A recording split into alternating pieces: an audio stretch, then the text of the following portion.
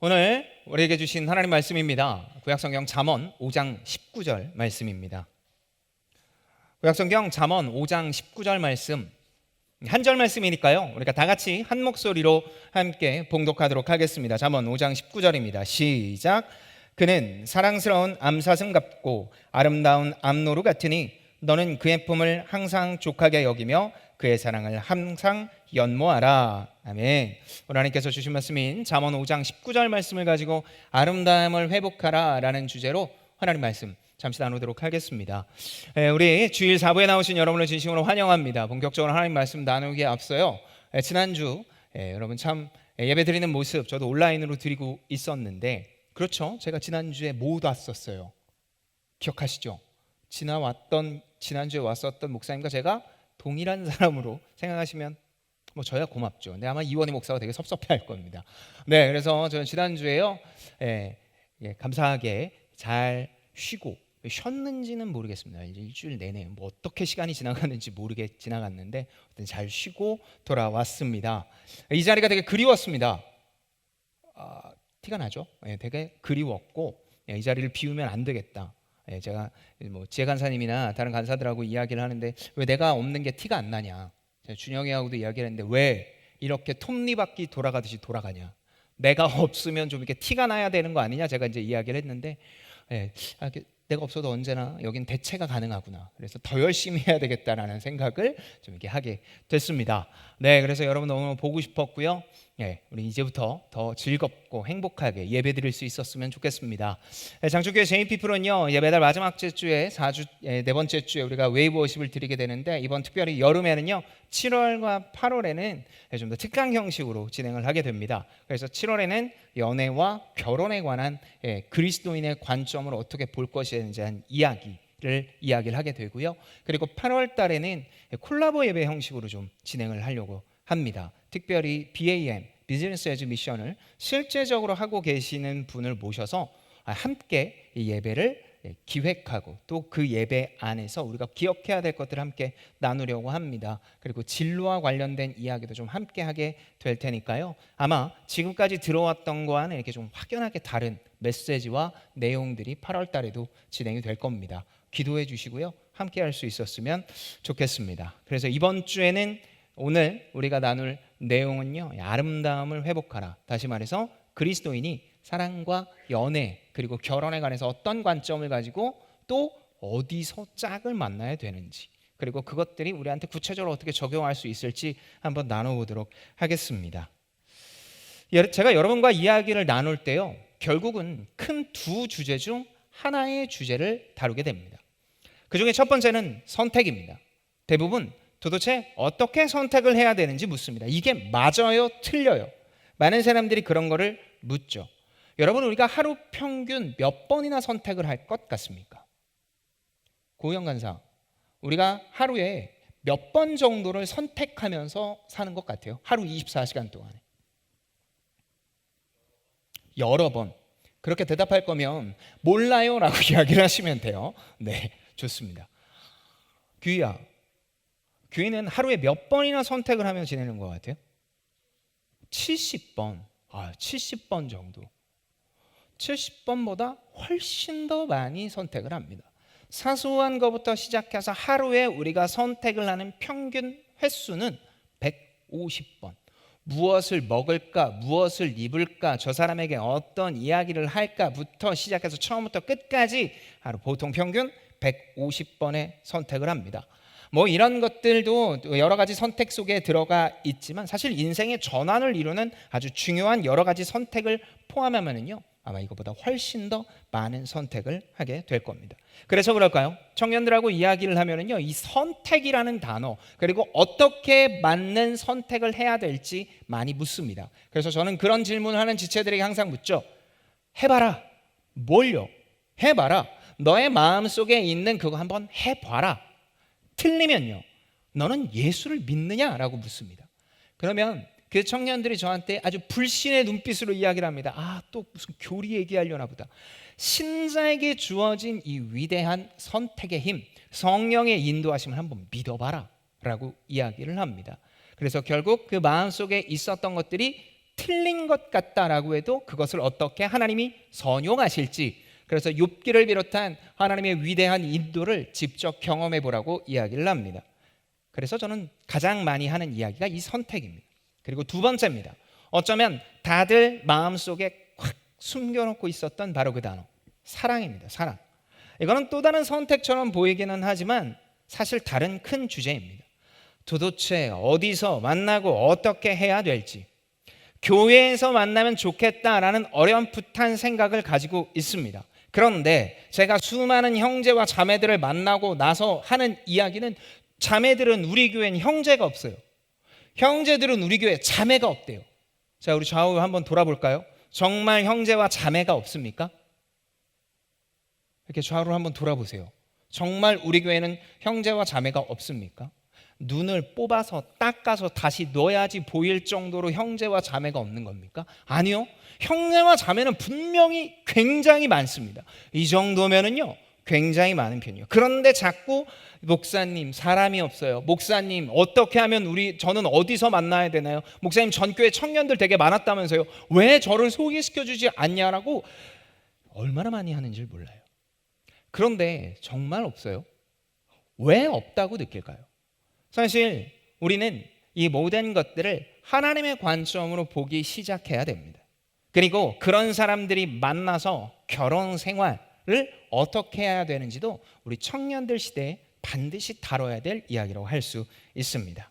오늘 우리는 아주 이 넓은 내용, 그리고 지나친 이론적인 것보다 어디서 누구를 어떻게 만날지, 그리고 제가 지금 살고 있는 첫사랑, 저는 첫사랑하고 결혼을 했잖아요. 제가 첫사랑하고 결혼을 했는데 왜 웃죠?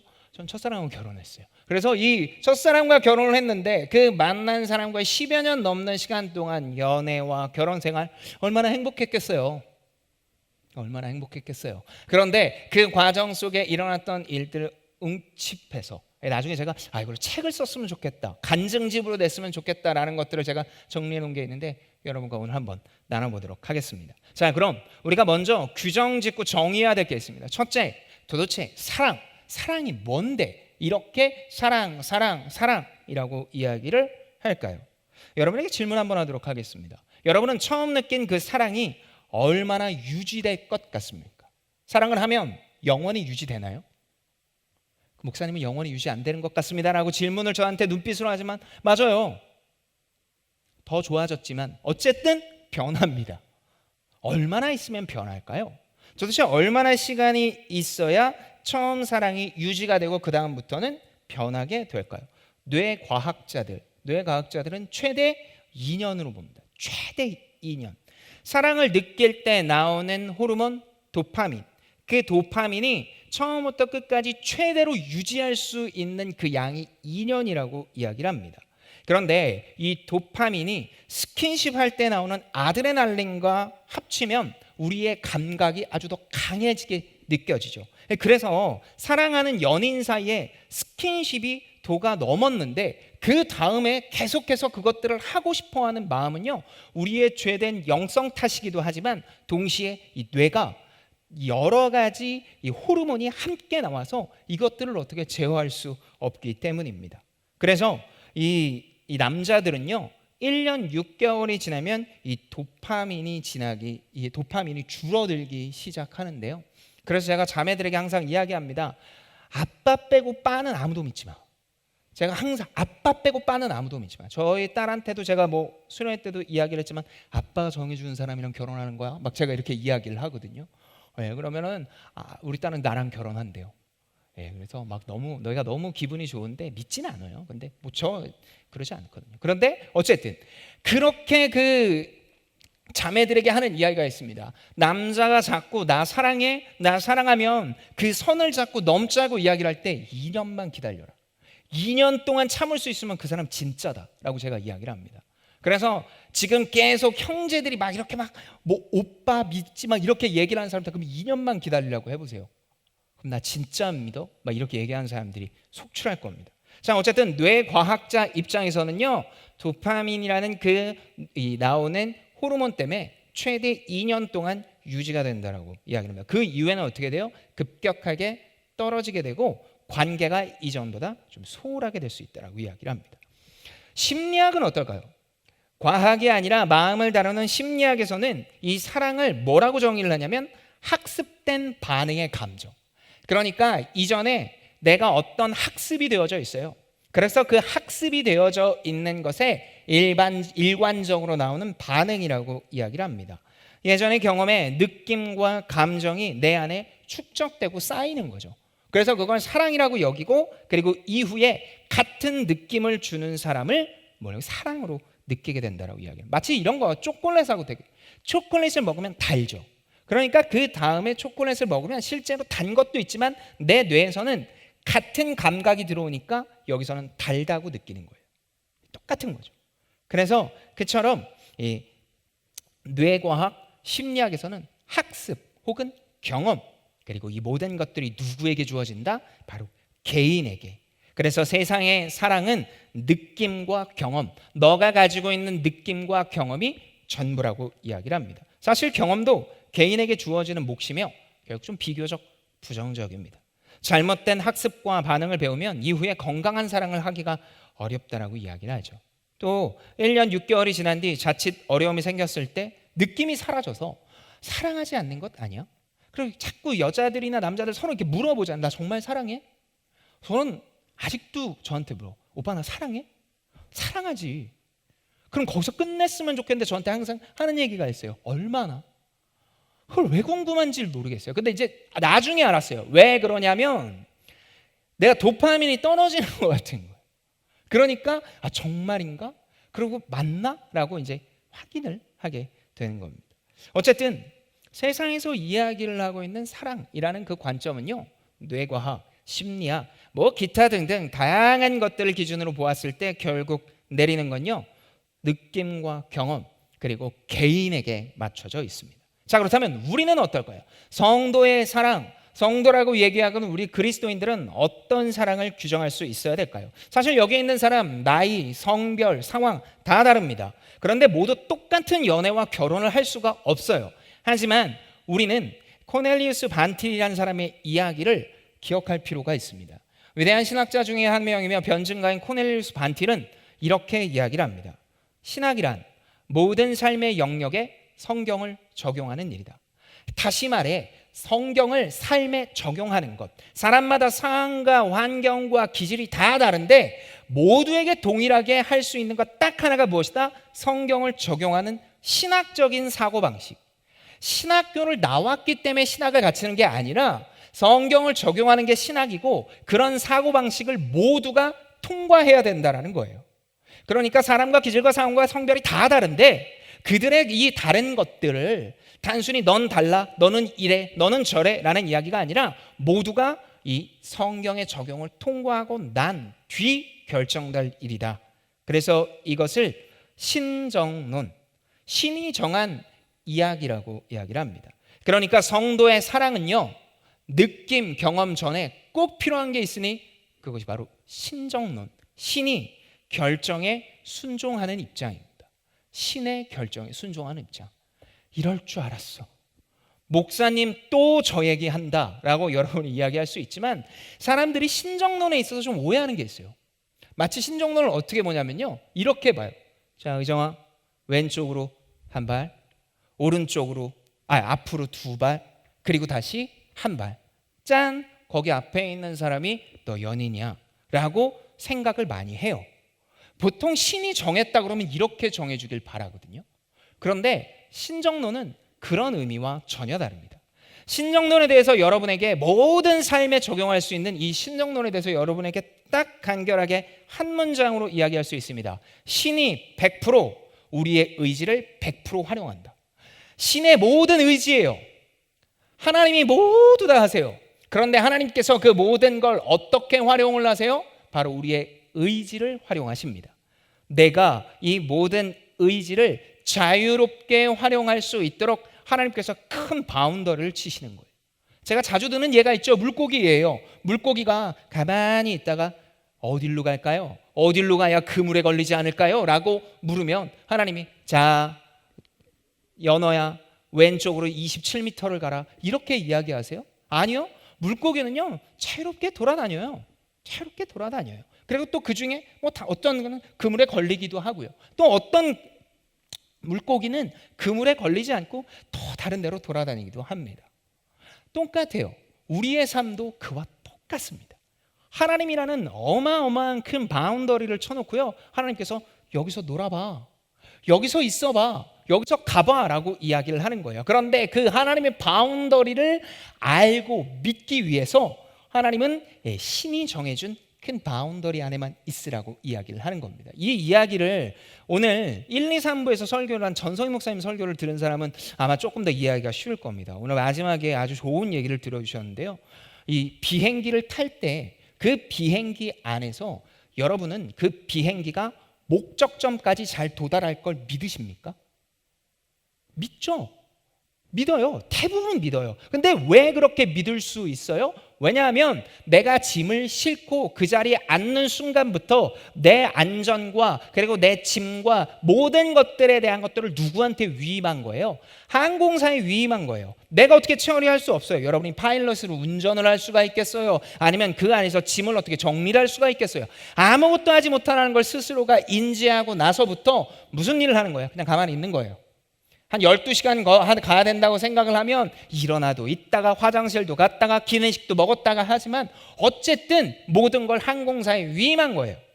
똑같은 거예요. 삶의 모든 것들을 하나님 앞에 위임하고 이제부터 그 위임된 하나님의 큰 바운더리 안에서 살아가는 것, 그것이 바로 신정론입니다. 여러분 그렇게 생각하시면 됩니다. 그래서 잘못된 선택을 하는 것 같아도 들어서 쓰시는 하나님을 경험하는 우리가 되길 소망합니다. 자, 여기까지 이야기하고 나면 설교죠. 하나님 믿으세요. 하나님 믿는 거 어떻게 하는 거예요? 라고 이야기를 하면은 오늘 웨이브워십 무슨 의미가 있겠습니까? 자, 이걸 통과한 자들의 이야기, 신정론이라는 것을 밑에 바닥에 딱 깔고 그 다음에 통과한 자들의 일반적인 이야기를 우리가 한번 나눠보도록 하겠습니다. 자, 그렇다면 잘하는 연애 그리고 잘하지 못하는 연애에 차이가 있지 않겠습니까? 잘하는 연애, 그리고 오늘은요 이 연애와 연애의 결과물이라고 이야기할 수 있는 결혼에 관한 이야기도 좀 하려고 하는데요, 잘하는 연애는 두 가지로 나뉩니다. 좋은 모습을 볼 수 있어야 되고요, 그리고 동시에 좋은 활용도를 함께 나눌 수 있어야 됩니다. 자, 제일 먼저 행위에 관한 이야기. 다시 말해서 이런 사람은 만나고 이런 사람은 만나지 말아라. 제가 여러분에게 쪽집게처럼 이야기를 한번 해드리도록 하겠습니다. 하나님을 기쁘게 하고 하나님을 무겁게 여기며 존중하는 우리의 관계, 다시 말해 하나님의 큰 바운더리 안에 있고 그 바운더리 안에서 살아가는 우리가, 그렇다면 우리는 도대체 누구와 어떻게 만나야 할까요? 지금은 어떤지 모르겠지만 제가 다니는 신학교에는요 이 원우수첩이라는 게 있습니다. 원우, 그러니까 신대원의 이 친구의 우자를 써서 우리가 다 같이 1, 2, 3학년이 같은 공간에 있는 친구다라는 뜻으로 1학년부터 3학년까지 다 얼굴이 나와요. 그런데 그 학교에는 여원우도 있어요. 그러니까 여자 전도사님들이 이제 함께 공부를 하게 되는데 그들의 이제 사진, 연락처, 사역하는 교회들이 다 적혀 있어요. 여자 전도사님만 적혀 있는 게 아니고 남자 전도사님들 것도 다 적혀 있어요. 근데 문제가 뭐예요? 문제는 소수의 남자 전도사님들이 거기에 있는 연락처를 무작위로 전화를 하는 거예요. 아, 저 뭐 1학년 몇 반에 뭐 제 이름 김의정입니다. 아, 제가 원우 수첩을 보고 연락드립니다. 누가 여러분한테 그렇게 이야기를 하면 아, 올 게 왔구나 라고 생각을 하면서 즐겁게 받으시겠어요? 아니면 아, 뭐 하는 거야? 라고 생각을 하겠어요. 저희 아내도 저랑 같이 같은 학교에서 있었는데요, 정말 원우 수첩이 뿌려지는 날 전화가 정말 많이 온대요. 그래서 제가 정말이야? 정말 자기한테도 많이 왔어? 라고 이야기를 해서 참 그날 저녁에 분위기가 많이 안 좋았던 기억이 있는데, 궁금하잖아요. 정말이야? 나는 안 그러니까. 나는 안 그런데 정말 그래? 그런데 정말 그런 일이 많이 있대요. 그러니까 무작정 전화를 해서 그것들을 돌파하는 게 신정론을 의지하는 사람의 모습이 아닙니다. 하나님을 기쁘게 하며 무겁게 여기고 나와 이 사람이 하나님 사이에서 이 바른 것들을 해나가는 것, 이것들을 단순히 종교심으로 활용을 하면 안 된다는 거예요. 그렇다면 우리는 이 신정론이라는 것을 기반으로 어떻게 상대방을 보아야 될까요? 자매가 보아야 될 것, 형제가 보아야 될 것, 중요한 것 딱 하나씩만 이야기하도록 하겠습니다. 자매 여러분, 형제들은 책임감과 표현을 보십시오. 책임감과 표현. 이상형이 우연히 다가오기를 기대하는 사람한테는 사실 지금부터 들을 필요 없습니다. 갑자기 여러분이 문 열고 나갔는데 기도하는 공유가 저 앞에 있다가 자매를 기다리고 있었어요. 내가 이제부터 당신과 함께하길 원해요라고 이야기하는 사람은 여러분 그냥 지금 성경 읽으세요. 그리고 다시 한번 복음 메시지를 들으세요. 그런 사람은요, 여러분 여기에서 오다가 말 타고 오다가 백마 타고 오다가 백마다리가 똑 부러져서 그 사람 사라졌어요. 남자가 20억 명이라고 이야기를 합시다. 전 세계 그중에 한 3명 정도 있는데 그 3명 정도 되는 사람을 기다리는 우를 여러분 범하고 싶습니까?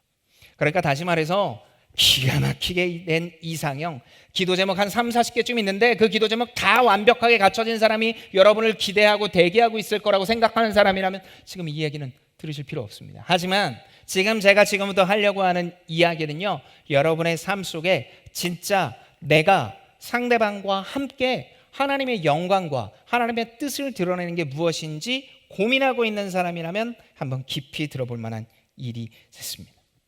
책임감과 표현을 보셔야 합니다. 외모 아니에요.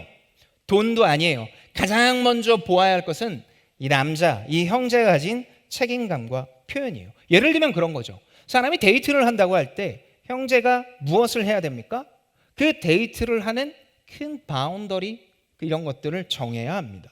예를 들면 영화를 본다고 합시다. 영화를 할 때 그 남자가 여자와 데이트를 할 때 예매도 안 해요.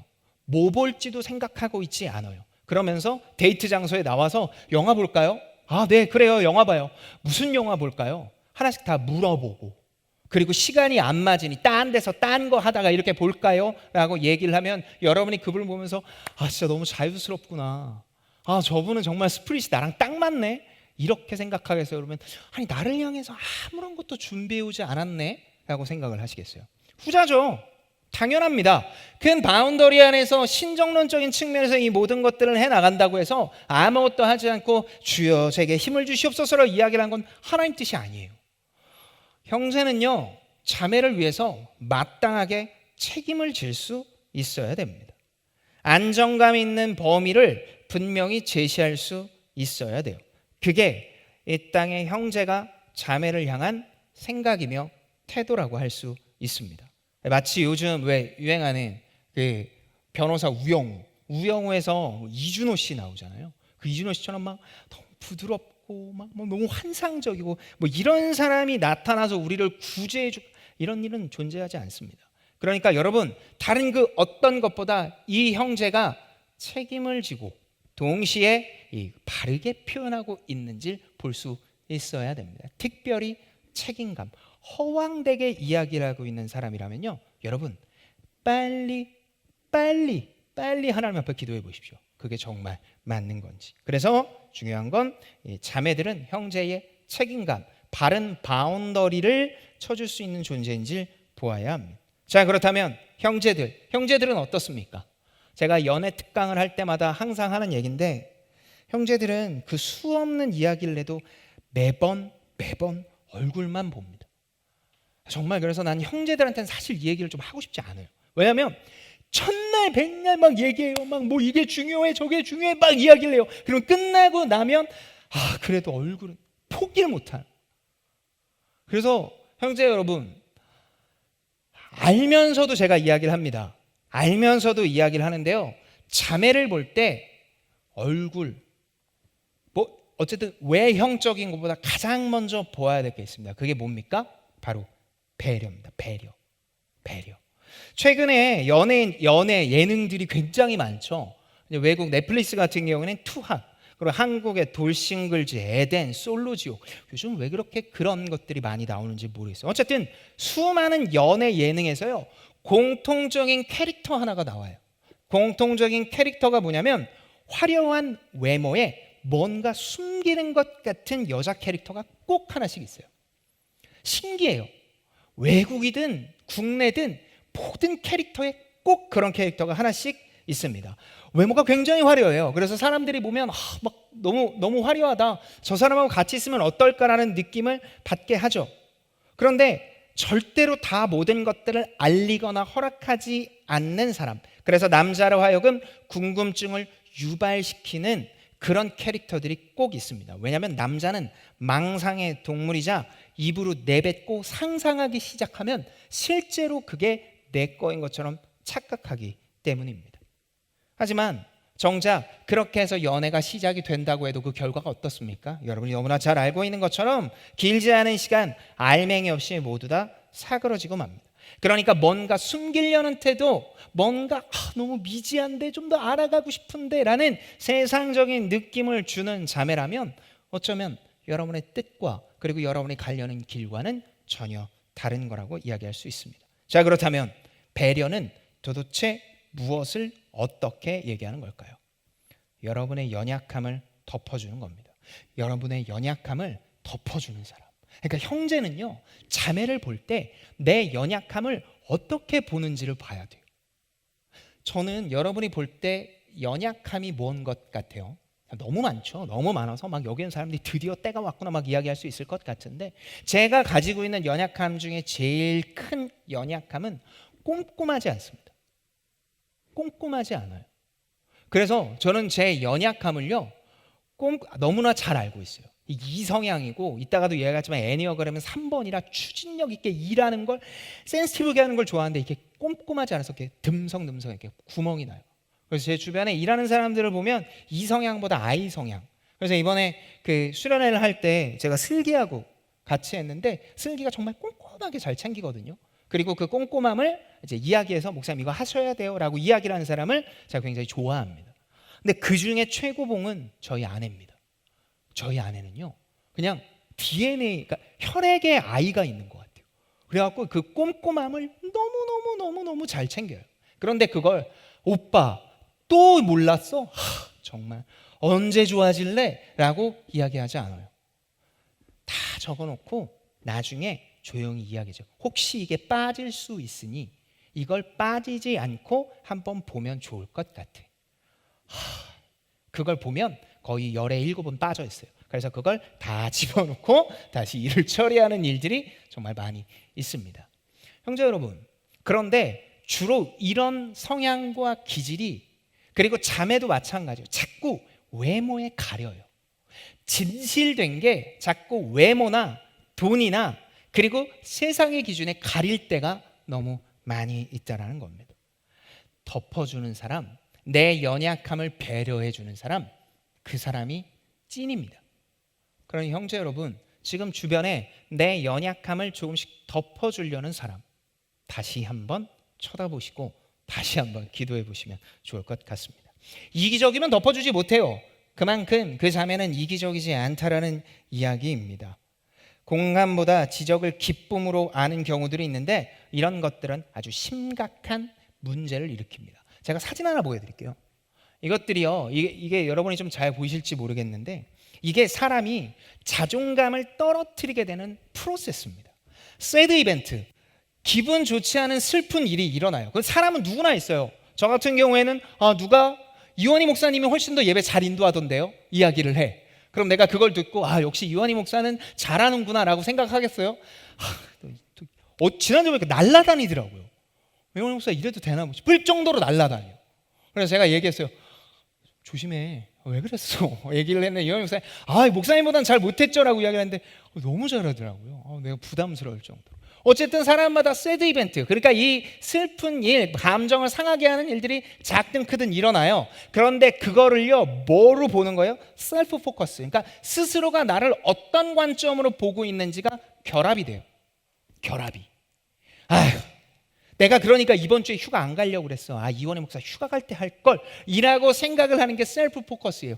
왜 이렇게 설교를 잘해, 딕션도 좋아, 이런 이야기를 하는 게 셀프 포커스라고. 그럼 이 두 가지가 합치면 어떤 일이 일어나요? 셀프 가치가 하락이 돼요.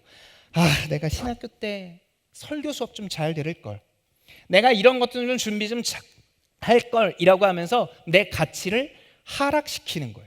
그런데 인간의 마음이 정말 기가 막혀요. 하락하고 나면 그 하락이 유지가 되는 게 아니라 추가 움직이는 것처럼 반대로 움직이고 싶어요. 다시 말해서 내 가치가 하락이 됐으니까 내 가치를 상승시키고 싶은 욕구가 동시에 일어나요.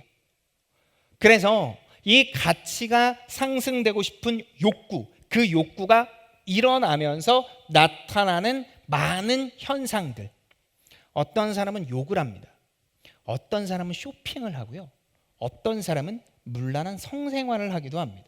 또 어떤 사람은 지나칠 정도로 일을 해요. 이게요, 우리의 삶에 나의 가치를 떨어뜨리고 동시에 이 가치를 높이는 이 모든 과정 속에 일어나는 아주 심플한 관계이자 프로세스라고 이야기할 수 있습니다. 앞에 화면 잠깐만 다시 보여주시겠어요?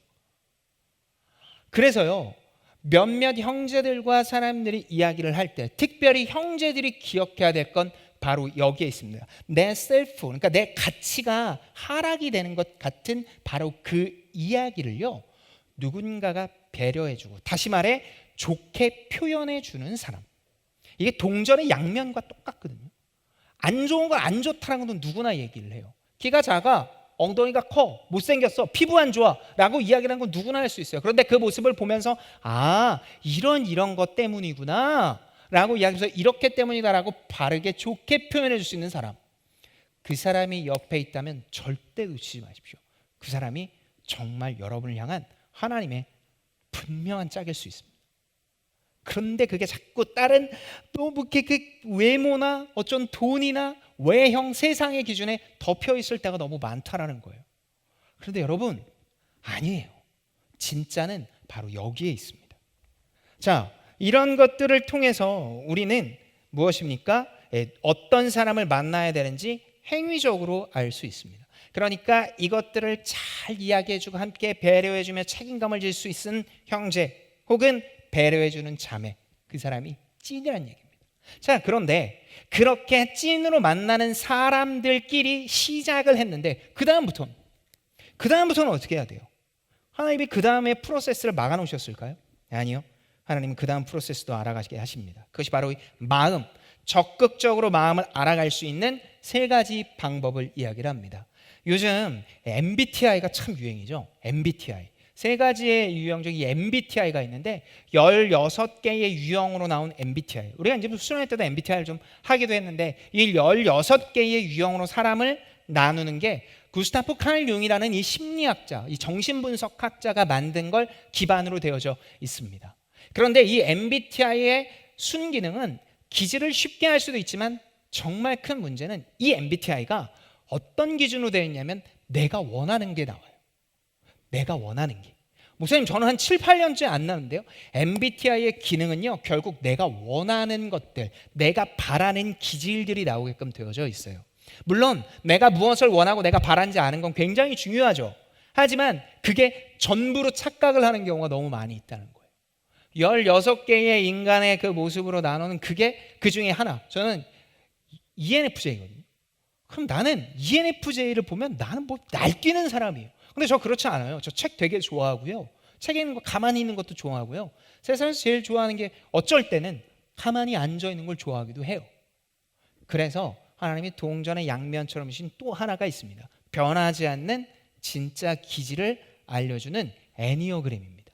애니어그램. 두 번째 사진은 애니어그램은요, 9가지 이 사람의 성향을 나누는데 이 9가지 성향이 단순히 하나의 기준뿐만 아니라 날개처럼 사용을 하는 것들이 포함이 돼서 이 애니어그램을 통해서 동전의 양면처럼 자신이 원하는 것과 진짜 모습을, 내면의 모습을 서로 알아가게끔 도와줍니다. 제가 그래서 이제 지금까지는 제가 순장 모임이나 순장 수련회를 오프라인으로 한 적이 없는데 이제 오프라인으로 하게 되면 항상 애니어그램 강사를 모십니다. 저희 아내도 애니어그램 강사기도 하지만 제 주변에 좋은 애니어그램 강사들이 있어서 와서 애니어그램을 해요.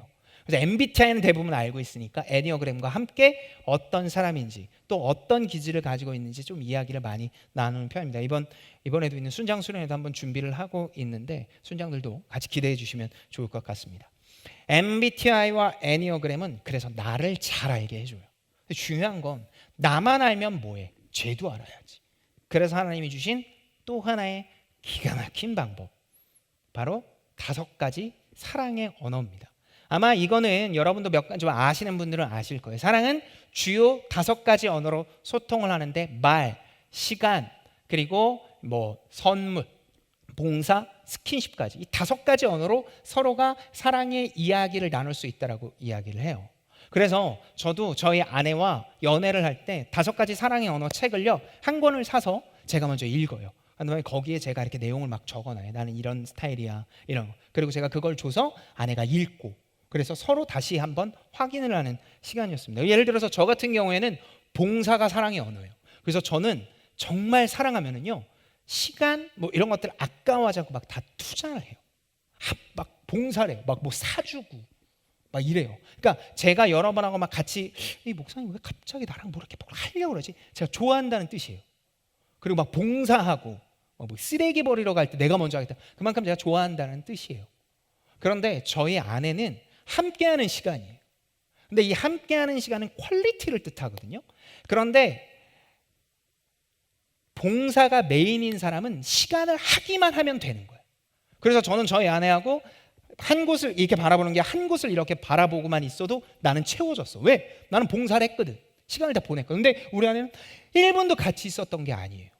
이런 일들이 굉장히 많이 있습니다. 그래서 참 많이 싸웠어요. 난 함께 있지만 함께 있는 것 같지 않대요. 그런 말이 어디 있어? 내가 지금 옆에서 이렇게 오래 있었는데 말도 안 되는 소리를 하고 있어 라고 이야기를 하는데 아내는 아니래. 정말 그거 가지고 몇 차례 싸웠던 기억이 있습니다. 근데 이게 나중 되니까 알게 되더라고요. 그래서 함께 있을 때는 반드시 서로 바라보라. 여러분, 그래서 이 사랑의 언어를 가지고 여러분이 이야기를 할 때는요 반드시 TV나 영화를 같이 봤다고 뭘 하는 게 아니라 눈을 마주치고 대화를 하는 게 굉장히 중요하거든요. 그래서 이 마음을 적극적으로 알아가는 중요한 방법, 서로 하는 것들이 바로 이 5가지 사랑의 언어입니다. 정리하면 이와 같습니다. MBTI 애니어그램으로 내 마음을 동전의 양면으로 알아갑니다. 그리고 사랑의 언어로 사람의 마음을 확인하게 됩니다. 자, 이렇게 외적으로 드러나는 표정과 내적의 관계와 마음을 다스리는 방법을 서로 잘 균형감 있게 하는 것. 그래서 저는 연애에 적용을 항상 이렇게 마무리합니다. 빨리 결정하지 말고 느리게 썸을 타라. 빨리 결정하지 마세요. 우리 보통 그러잖아요. 일단 저 사람이 내 짝이 맞는데 도망갈까 봐 일단 사귀고 보는 거야. 일단 찍어놓고 보는 거야. 근데 그러고 나서 그 다음에 썸을 타요. 이보다 멍청한 일이 세상에 어디 있습니까? 마치 그런 거랑 똑같은 거 아니에요? 물이 분명히 출렁출렁이고 있어. 근데 나는 얼었다고 믿는 거랑 이게 뭐가 달라요? 덮어놓고 사귀면 결국 둘 다 상처를 받게 됩니다. 그러니 여러분, 느리지만 분명하게 썸을 타야 됩니다. 그런데 이 썸을 몇 개월 타냐? 저는 교회 공동체에 동일합니다. 3개월. 3개월 넘어가면 아니에요. 마음도 없고 아닌 거예요. 3개월 안에 이 모든 것들을 같이 하고 이야기를 해야 됩니다. 그리고 동시에 조언, 주변의 멘토 함께 기도도 하면서 천천히 알아가야 합니다. 이렇게 이야기를 하면 친구가 멘토인데요 라고 이야기를 하는 사람들이 있어요. 여러분, 동일선상에 있는 사람들은 멘토가 될 수 없어요. 제발 그러니까 저 형제가 좋을까 맞을까라는 생각을요 친구들하고 얘기하지 마세요. 답이 안 나와요.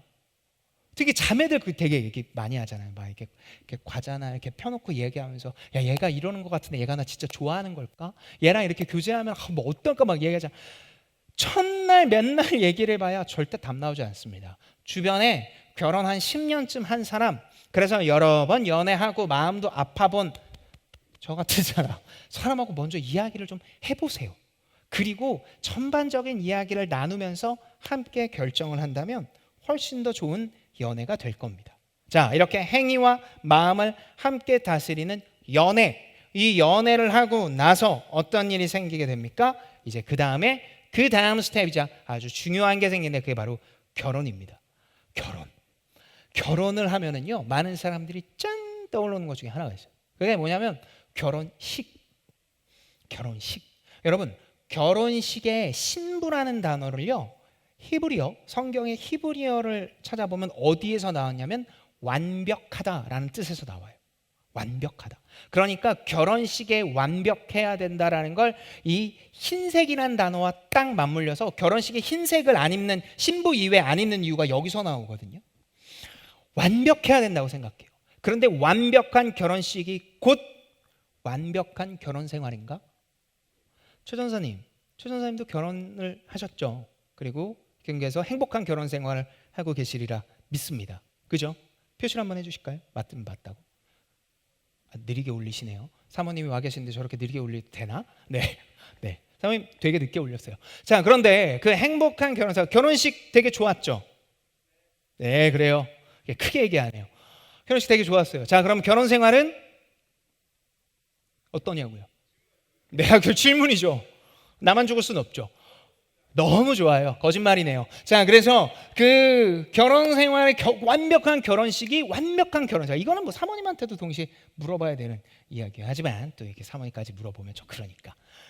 완벽한 결혼식이 완벽한 결혼 생활이 되지는 않는다라는 겁니다. 그렇다면 결혼 생활은 그 울퉁불퉁한 파도를 어떻게 넘어가야 될까요? 두 가지만 기억하면 됩니다.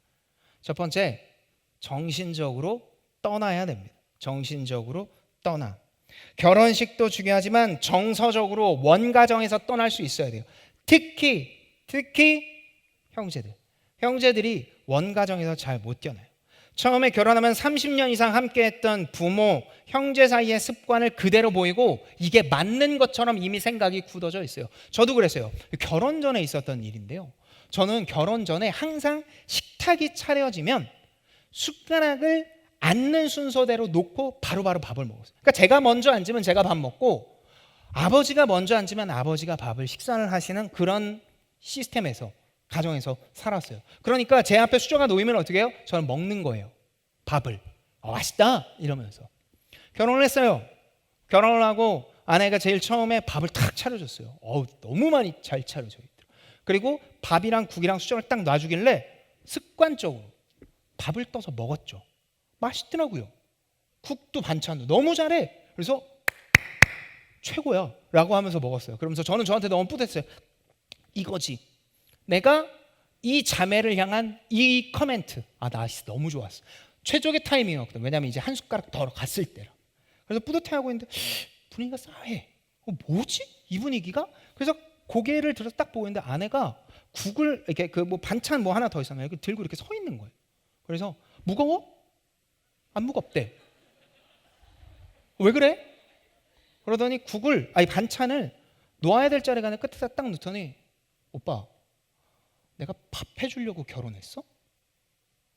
그래서 아니잖아요. 저희 아내가 저랑 밥 해주려고 결혼했겠어요? 아니지. 그랬죠. 그랬더니 근데 내가 아직 다 앉지 않았는데 왜 그래?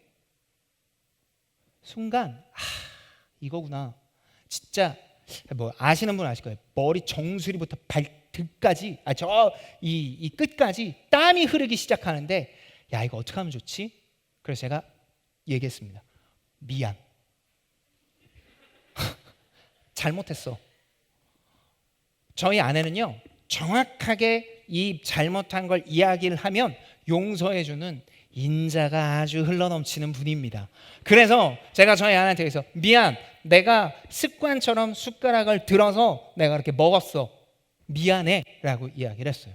아내가 다음부터 그러면 안 돼?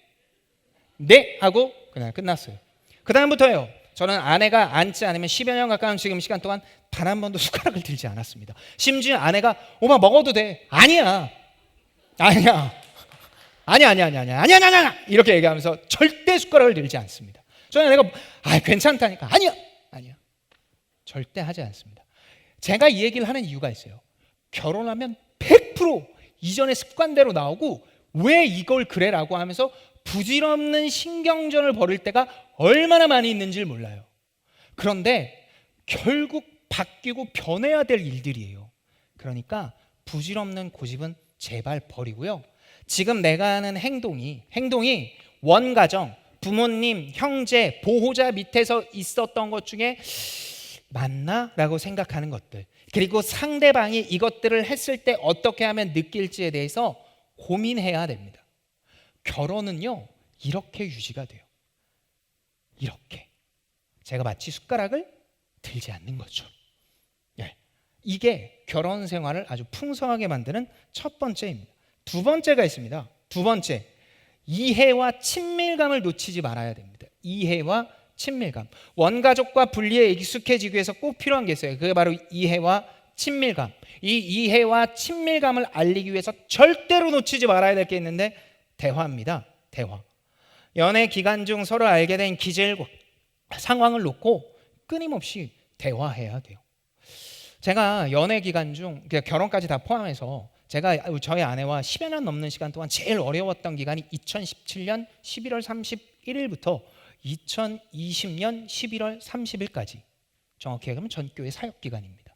왜냐면요, 전교회에서는요, 이거 이 얘기도 되나? 보지 않겠지 뭐. 월요일도 출근해, 화요일도 밤 10시 퇴근, 수요일은 이르니까 8시 반 퇴근, 목요일 날은 11시, 금요일 날은 12시 반, 토요일 날은 정말 일러서 8시, 주일 날은 7시 반. 이렇게 살아요. 그리고 저녁에 신방 한번 하면 뭐 새벽에 들어가는 일은 너무너무 많이 있습니다. 이게 한 달, 두 달이 아니라 몇 년을 하니까 너무너무 어려운 거예요. 근데 저희 아내하고 저하고는 함께하는 시간이 아내의 주요 언어인데, 함께하는 시간이 절대적으로 없으니까 어떤 일이 일어나요? 사랑에 대한 의심과 의문이 나기 시작하는 거예요. 근데 저도 그걸 알잖아요. 그래서 제가 했던 방법은 포기, 특히 잠을 포기했습니다. 저는 잠을 몇 시간 자지 못하면 예민해지고 짜증이 어마어마합니다. 그런데 제 짜증보다 더 무서운 게 저희 아내더라고요. 그래서 제가 저희 아내를 위해서 12시에 퇴근을 할 때 떡볶이를 하나 사들고 들어갑니다. 그래서 떡볶이를 먹어요. 1시까지. 그리고선 이제 소화제를 하나씩 나눠서 먹어요. 소화는 안 되니까. 그리고 이제 침대로 들어갑니다. 그래서 얘기를 해요. 몇 시까지? 아내가 자자 할 때까지 계속 이야기를 해요. 나 교회에서 이런 일이 있었어. 누가 나한테 이런 얘기를 하더라. 자기는 오늘 어땠어? 매번 똑같았지. 그래도 뭔가 다른 게 있었을 거 아니야 라고 얘기를 하면서 계속 이야기를 해요. 그래서 아내가 하고 싶은 이야기가 어느 정도 될 때까지. 제가 이렇게 이야기를 하고 나니까 어느 시간이 돼서는 이게 조금 줄어도 이해가 되는 시간까지 가져지더라고요. 제가 이 얘기를 하는 이유가 있어요. 여러분, 결혼을 하고 나면은요, 이제 여기 결혼을 준비를 하고 막 결혼했던 분들도 있겠지만 싸워요. 그런데 그 싸우는 이유가 서로 이 고집도 있지만 대화를 해서 충분히 풀릴 일인데 대화를 하지 않기 때문이에요. 그래서 초반 2년, 3년간 대화를 절대 놓치지 말아야 돼요. 내가 다 포기해도, 내가 밥까지 포기해도 상대방과의 대화를 절대로 포기해서는 안 됩니다. 그런데 이 대화를 꼭 해봐. 이건 대화 아니에요. 강의지. 그래서 서로 자신의 이야기를 솔직하게 이야기하면서 대화할 수 있어야 됩니다. 이렇게 서로 이해와 다시 말해서 친밀감을 놓치지 않는 대화를 계속 한다면, 그래서 스마트폰이나 TV가 없는 대화의 이야기를 계속해서 진실되게 한다면 분명히 결혼 생활에 나타나는 암초와 굴곡들을 능히 이겨나갈 수 있습니다. 저희는 지금도 그렇게 이겨나갑니다. 뭐 아시는 분은 아시겠지만 저희가 4월 달에 아주 집안에 큰일이 있지 않았습니까? 근데 지금 거의 매일 밤 늦게까지 이야기를 합니다. 그러면서 어떻게 해서든지 늦게 뭐 이야기가 됐다면 낮에라도 이야기를 해서 그날 서로 맞추고 서로 정서적인 공감을 놓지 않으려고 합니다. 그래서 결혼 생활을 이제 막 시작하려고 하거나 이제 막 시작한 지체들에게 적용하는 하나의 문장, 연애를 했던 지체들에게는 빨리 결정하지 말고 느리게 썸을 타라고 이야기를 했다면 꼭 여러분에게 이야기하고 싶은 게 있습니다. 그게 바로 이 이야기입니다. 우리는 끝까지 간다. 이 전제를 가지고 여러분 이야기를 하는 겁니다. 남자와 여자가요 계속 싸우면 이거 아닌가 보다 라고 생각이 들면서 헤어질 생각을 가집니다. 저희 아내는 있었대요. 저를 보면서 제가 되게 꼴보기 싫게 얘기했나 봐요. 밟는 거 말고 뭐 얼마나 마음을 열받게 했으니까 그렇겠습니까만은, 이해와 친밀감을 높여서 이 정신적으로 원가족에서 떠나는 게 쉽지 않아요. 대화하는 게요, 이게 말이 좋아서 대화를 한다고 이야기를 하지 매일 회사에서 바빠요. 남자들, 여자들. 근데 딱 가정에 들어가서 이야기를 하는 게 얼마나 많은 에너지를 사용하는 일인지 모릅니다. 그러나 우리는 끝까지 간다. 우리는 끝까지 함께 한다라는 그 전제를 가지고 대화하고 정서적인 유대감을 유지를 한다면 하나님께서 놀라울 만한 열매를 맺을 겁니다. 제가 이 얘기를 하고 났는데 어떤 자매가 저한테 그래요. 제가 목사님 얘기 듣고 했다가 큰일을 한번 겪었다라고. 이 자매가 형제하고 결혼을 했는데 이 형제가 폭력적인 성향을 가진 거예요. 그런데 이 폭력적인 성향을 가진 나머지 이 손찌검을 자꾸 하는 형제였던 거예요. 교회에서 너무 좋은 교회 오빠였어. 그런데 교회 다니는 사람 이 모든 것들을 봤을 때 저 사람인 것 같아서 결혼을 했는데 그 사람과의 관계가 이 폭력적인 성향을 나타나니까 이 자매가 저한테 찾아와서 그 특강 얘기대로 했다가 내 인생이 지금 이거 완전 끝나게 생겼다고. 목사님 어떻게 하면 좋냐고. 이것도 끝까지 견뎌야 되냐고. 성경에서요 이혼을 금지하는 게 아니라 축소합니다. 범위를. 특별히 이 도박이나 구타, 불륜처럼 결혼 생활에 심각한 위험을 주는 것들은 분명하게 제거하라고 이야기를 합니다. 그래서 시작한 결혼을 끝까지 가기 위해서 이미 연애 시절부터 조금 더 잘하는 것이 필요하고 지금 상황에서 혹시나 이런 일이 있다면 여러분은 직접적인 도움을 필요로 한다는 사실을 잊어서는 안 됩니다. 그리고 이 부부 사이의 일을 함께 터놓을 수 있는 좋은 공동체가 필요한 건 더 말할 나위 없을 겁니다. 자, 여러분 어떻습니까? 제가 이 이야기 연애를 한다면 행위적으로 형제와 자매가 볼 것들이 나눠져 있고 그리고 느리지만 속도감이 조금 느리게 선명한 썸을 탈 수 있어야 된다라고. 그리고 MBTI와 애니어그램을 통해 나를 정확히 알고 사랑의 5가지 언어로 서로를 계속해서 알아가는 3개월의 시간을 꼭 여러분이 기억을 하십시오. 그리고 그 시간 이후에 결혼을 했다면 대화를 놓지 말아야 하며 동시에 이 정서적으로 정신적으로 원가정과 떨어져 나올 수 있어야 됩니다. 그리고 끝까지 간다라는 서로의 다짐과 확신으로 간다면 하나님께서 주시는 그 놀라운 은혜와 힘을 가지게 될 겁니다. 그런데 마지막 결론으로 여러분에게 이야기하고 싶은 게 있습니다. 이걸 학습으로 된다고 적용이 되지 않는다라는 거예요. 알아. 이건 뭐 어떻게 보면은 유튜브 여러 번 보고 책 읽고 하면 알 수도 있는 내용이야. 그런데 이걸 크리스찬이 어떻게 적용을 해야 될까? 그러기 위해서 신정론이라는 것을 가지고 이 땅에서 살아가는 모든 삶 속에 꼭 놓치지 말아야 될 관점이 하나 있습니다. 그게 뭐냐면 안식이라는 개념입니다. 여러분, 안식은요 하나님이 창세기 시작을 하시면서 특별히 2장에 이와 같이 말씀하십니다. 창세기 2장 1절에서부터 3절인데요. 우리가 긴 본문이지만 다 같이 한 목소리로 좀 읽도록 하겠습니다. 창세기 2장 1절에서부터 3절입니다. 시작. 천지와 만물이 다 이루어지니라. 하나님이 그가 하시던 일을 일곱째 날에 마치시니 그가 하시던 모든 일을 그치고 일곱째 날에 안식하시니라. 하나님이 그 일곱째 날을 복되게 하사 거룩하게 하셨으니 이는 하나님이 그 창조하시며 만드시던 모든 일을 마치시고 그날에 안식하셨습니다. 6일 동안 하나님이 하시고 나서 7일째에 안식을 하세요. 여러분, 하나님은 완벽하고 능력이 있는 분입니다. 능력이 뭐 출중하다 못해 완벽한 분이에요. 근데 그분이 6일 동안 일하셨다고 7일째 쉬셨어요. 안식을 했어요. 뭐 좀 이상하지 않아요? 완벽하게 힘이 떨어지지 않는 분이 7일째 쉬었다라는 이야기가? 저는 이 본문을 읽으면서 되게 의아하더라고요. 왜 쉬었어? 능력이 그렇게 있는 분이? 이유는 간단합니다. 이 글을 읽고 있는 이스라엘 백성들, 그리고 2021년 7월 31일을 살고 있는 오늘 우리가 하나님을 닮아 뭘 해야 된다? 안식해야 된다. 안식해야 된다라는 이야기예요. 안식을 통해서 무엇을 깨달아야 된다? 내가 이 모든 것들을 잘 하고 있는지 점검하고 돌아봐야 된다. 쉰다라는 개념, 안식이라는 개념은요, 유튜브를 보거나 아니면 뭐 다른 일을 하거나라는 게 아니에요. 내가 지금 하나님께 방향이 맞춰져 있는지 올바르게 점검하는 게 바로 안식입니다.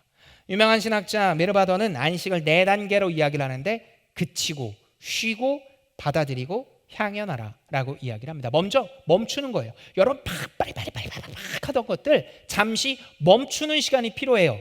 168시간 중에 잠자는 것 말고도 잠시 멈춰 있는 시간이 필요해요. 이어폰 없이, 스마트폰 없이 여러분 일주일에 얼마나 그 시간이 여러분에게 있습니까?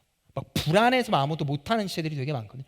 없는 시간, 사람하고 대화하지도 않고 오로지 하나님과 성경 기도 그거 말고 완전히 멈추는 시간이 필요해요. 단 10분이라도. 그리고 나서 쉬는 거예요. 안 하는 거예요. 이거 해야 되는데 나 10분만 있다가 막 저거 써야지, 이게 아니라 10분이라는 시간, 20분이라는 시간을 완전히 쉬는, 그리고 그 시간 안에 내가 지나치게 바빴다 아니면 지나치게 게을렀다 라고 이야기를 하는 걸 받아들였을 때 향연, 참된 기쁨을 누려지게 됩니다. 그래서 저는요, 제가 하는 것 중에 하나가 너무 막 일이 많고 막 이럴 때 오후에 갑자기 뚝 끊고 갑자기 나가요. 어디로 가냐면 뭐 이렇게 이 장충교회가 정말 좋은 게 뭐냐면 남산하고 가깝잖아요. 남산을 한 바퀴 돌기도 하고 장충당 공원에 앉아 있기도 하거나 약수역을 넘어서 저기 금호역까지 한번 걸어갔다 온다거나. 그럴 땐 이어폰도 없이 갈 때가 훨씬 많아요. 이어폰을 꽂으면 이제 뭐 다른 것들을 들을 때도 있는데 그렇지 않을 때가 훨씬 많아요. 하루에 그 시간을 저는 꼭 가지려고 합니다. 그 시간이 너무 바빠서 못 가지면 집에 갈 때 저희 집이 이제 삼각지역인데 녹사평이나 이태원에 내려서 그냥 없이 그냥 걸어가요. 그러면서 오늘 내가 이건 뭐 했지? 내가 어떻게 했지? 라는 스스로의 돌아봄을 가지게 됩니다. 여러분, 이게 안식입니다. 삶에 하루에 1440분 중 잠자는 시간을 빼고 분명히 일정 시간을 이렇게 가져야 됩니다. 습관적으로 일주일에 한 번 정도는 한 타임 꼭 가져야 되고요. 그 다음에 이것들을 매일매일 적용할 수 있다면 우리의 삶에 있어 인간관계, 특별히 이 연애에 있어 좋은 선택, 하나님께서 보시기에 바른 선택을 할 수 있으리라 믿습니다. 그리고 끊임없는 대화는 필수죠. 어떻습니까? 지금까지 진행했던 이 모든 이야기가 여러분에게 어떻게 다가올지 모르겠습니다. 그러나 이것들을 처음부터 끝까지 모두 다 100% 적용하기는 어렵습니다. 그럼에도 불구하고 믿음을 가진 자, 복음을 가진 자, 앞서 이야기한 것처럼 신정론, 인간의 제일 되는 계명인 하나님을 영화롭게 하며 그를 기쁘게 하는 것이 제1되는 목적이라는 웨스트민스터 소요리 문답의 1문의 1답처럼 그것이 하나씩 이루어질 때, 그리고 하나씩 적용하며 내 것이 될 때 우리가 좋은 연애, 좋은 결혼, 그리고 하나님이 보시기에 참된 교회 이외의 또 다른 공동체로 성장할 수 있을 겁니다. 오늘 주신 이 내용을요, 여러분이 여러 차례 곱씹고 나누고 이야기를 하면서 내 것이 된다면 훨씬 더 풍성한 나눔이 있지 않을까 싶습니다. 그래서 목사님, 어디서 만나라고요? 어디가 중요한 게 아니라 이런 사람이 있다면 꼭 만나라는 이야기로 오늘 이야기를 마치도록 하겠습니다. 우리 30초에서 1분 정도만 오늘 주신 말씀, 오늘 내용 가지고 잠깐 기도하고 저희가 마치길 원하는데요. 여러분 어때요?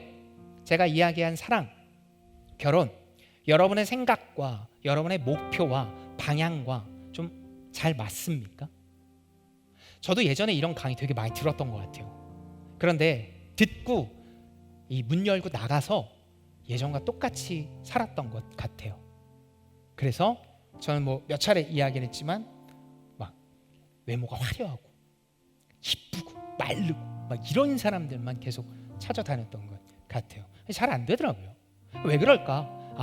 나를 향한 목적이 있는데, 하나님이 나를 향한 목적이 있는데 그 목적에 맞춰서 살아가는 귀한 하나님의 파트너, 나를 팔로우해주는 뭐 이런 사람이 아니라 서로 공통된 시선과 수평적인 관점을 가지고 하나님의 영광 돌리게 하는 존재로서의 만남을 깨닫기 위함이구나.